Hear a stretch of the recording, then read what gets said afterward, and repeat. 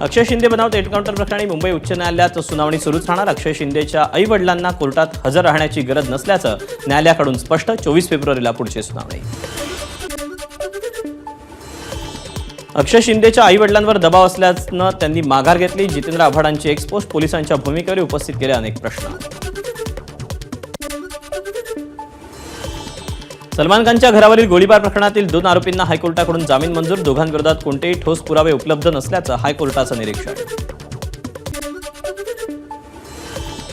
आंतरराष्ट्रीय चित्रपट महोत्सवाला राज्य शासनाचं पाठबळ। महोत्सवाचं आयोजन करणाऱ्या संस्थांसाठी शासनाची अर्थसहाय्य योजना।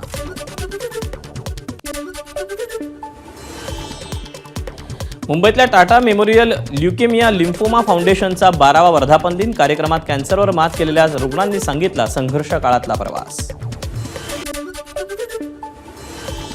कॉपीमुक्त अभियान राबवण्यासाठी हत्यारबंद बंदोबस्त द्या। परभणीतील उपप्राचार्य विजय घोडके यांची मागणी। कॉपीमुक्त अभियान राबवण्याच्या नादात आमचा संतोष देशमुख होऊ शकतो, विजय घोडकेंकडून भीती व्यक्त। राज्यातील खासगी शाळांमधील 25% राखीव जागांवरील प्रवेशासाठी आरटी अंतर्गत 10 फेब्रुवारीला सोडत। यंदा 1,09,000 जागांसाठी 3,05,000 अर्ज। 10वी-12वी परीक्षेसाठी मुंबई पोलिसांची आचारसंहिता। 871 परीक्षा केंद्रांवर आचारसंहिता। परीक्षा केंद्राच्या 100 मीटर परिसरात इंटरनेट सेवा, ध्वनी क्षेपकासह अन्य काही मुद्द्यांवर मनाई आदेश जारी।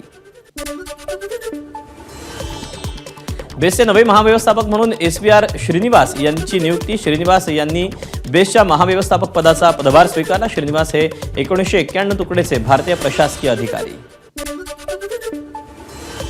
ट्रकच्या भाड्यात 4% वाढ। हिवाळी फळं आणि भाज्या वाढल्यामुळे देशातील प्रमुख मार्गावरील ट्रकच्या भाड्यात 4% वाढ। पश्चिम रेल्वेवर उद्या रात्रीपासून 13 तासांचा जम्बो ब्लॉक। मुंबई सेंट्रल ते चर्चगेट दरम्यान जलद अप आणि डाऊन मार्गावर लोकल धावणार नाही।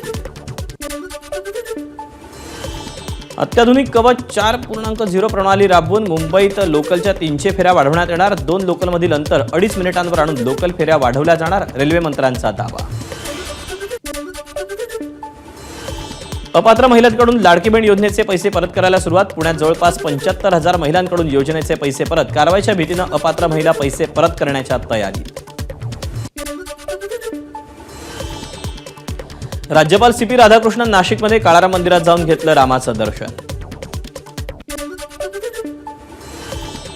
जिजाऊ संघटना आणि ठाकरे गटाचे वाडा, यवतमाळ, बुलढाणा आणि कळंबमधील ठाकरेंच्या शिवसेनेचे कार्यकर्ते आणि पदाधिकारी शिंदेंच्या शिवसेनेमध्ये दाखल।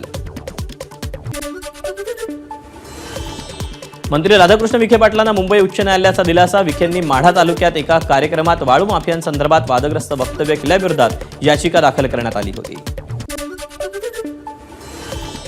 काँग्रेसचे माजी आमदार सुभाष झांबड यांना अटक। अजिंठा बँक गैरव्यवहार प्रकरणी झांबड यांच्यावर कारवाई। अंधेरी पूर्व विधानसभेचे आमदार मुरजी पटेल यांच्याकडून अंधेरीत जनता दरबार। नागरिकांनी आमदारांना सांगितल्या समस्यांचं तात्काळ निवारण करण्याचं मुरजी पटेल यांचं आश्वासन। पालघरमध्ये शिंदेंच्या शिवसेनेसह ठाकरेंची सेना, राष्ट्रवादी आणि जिजाऊ संघटनेला गळती। भाजपचे नेते रवींद्र चव्हाणांच्या दौऱ्यावेळी सामाजिक संघटनांच्या प्रमुख पदाधिकाऱ्यांसह सरपंच, उपसरपंच यांचा भाजपात प्रवेश। छत्रपती शिवाजी महाराजांची वाघनखं नागपुरात दाखल। मुख्यमंत्र्यांच्या हस्ते वाघनखं शस्त्र प्रदर्शनाचं उद्घाटन। नागपुरातील मध्यवर्ती संग्रहालयात पुढचे 3 महिने वाघनखं पाहता येणार। कोल्हापुरात खंडपीठाच्या मागणीसाठी 18 फेब्रुवारीला वकिलांचा मोर्चा। बार असोसिएशनच्या बैठकीत निर्णय। सरकारकडून अपेक्षित प्रतिसाद मिळत नसल्याचा आरोप।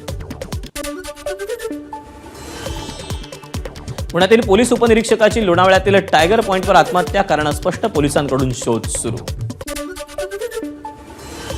पुण्यात वाहतूक पोलिसावर हल्ला। फोनवर बोलत गाडी चालवत असणाऱ्या एका व्यक्तीला वाहतूक पोलिसांना अडवलं, त्याच रागातून हल्ला। वाहतूक पोलीस राजेश नाईक गंभीर जखमी। मुंबई पोलिसांकडून 7 बांगलादेशींना अटक। चेंबूरमध्ये 5 वर्षांपासून अवैधरित्या हे राहत होते। कोल्हापुरातील राजारामपुरीत गांजा विक्री करणाऱ्यांची पोलिसांनी काढली धिंड। पोलिसांनी छापा टाकून 2 किलो गांजा जप्त केला। 6 वर्षांनी न्यायालयात शरण आलेल्या मटका किंग सम्राट कोराणेचा कोल्हापूर पोलिसांनी घेतला ताबा। मटका अड्ड्यावर छापा टाकण्यासाठी गेलेल्या महिला पोलीस कर्मचाऱ्यांना कोराणेनं मारहाण केली होती। मुंबई नार्कोटिक्स कंट्रोल ब्युरोची मोठी कारवाई, 200 कोटींचं ड्रग्ज जप्त. ड्रग्ज रॅकेटमध्ये आतापर्यंत 4 जण अटकेत. नाशिकमध्ये कारमधून गावठी कट्टा, कोयता आणि चॉपर घेऊन फिरणाऱ्यांवर कारवाई. एकूण 2,43,000चा मुद्देमाल पोलिसांकडून जप्त.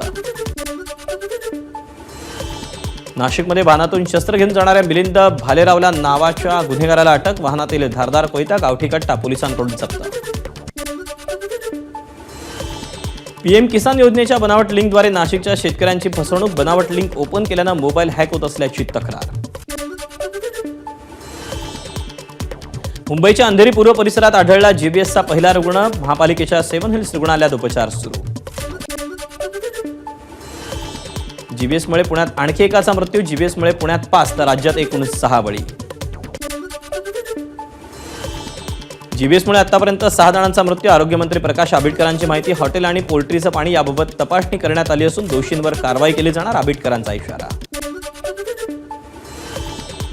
अहिल्यानगरमध्ये जीबीएसचे 4 संशयित रुग्ण आढळल्यानं पालिका अलर्ट मोडवर. शहरातील पाण्याचे नमुने घेऊन तपासणीसाठी पाठवण्यात येणार.